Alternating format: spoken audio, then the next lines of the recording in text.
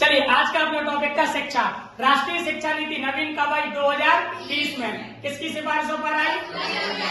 ठीक है, कस्तूरी रंगन। ठीक है, उससे पहले कब आई थी? 1986 में। संशोधन हुआ था उसमें 92 में। उससे पहले कब आई थी? 1968 में। तो 68, 86, 2020 क्लियर हो गया।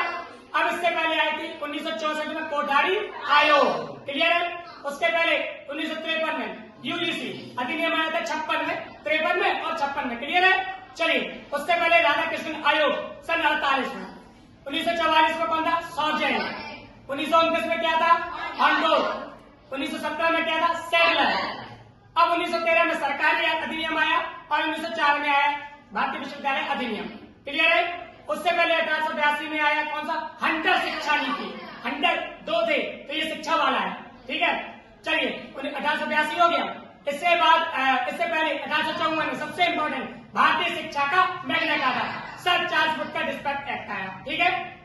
चलिए, इससे पहले मैकाले का स्मरण पत्र आया 1835 में, ये सबसे इंपॉर्टेंट है, ठीक है। हाँ, उससे पहले आगे प्राच्य विवाद भी है। 10 लोग थे एक कमेटी में, ठीक है। कुछ समर्थन कर रहे थे अंग्रेजी भाषा का, कुछ प्राच्य भाषा का, ठीक है। प्राच्य भाषा में थे आपकी एसटी प्रिंसेस, ठीक है। चलिए, मैकाले का स्मरण पत्र कब आया? 1835 में, क्लियर है।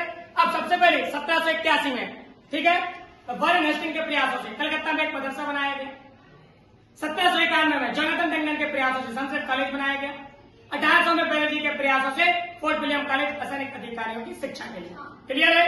चलिए, जो 13 का आया था 1913 का, तो बनारस हिंदू विश्वविद्यालय 1916, ठीक है, अधिनियम 19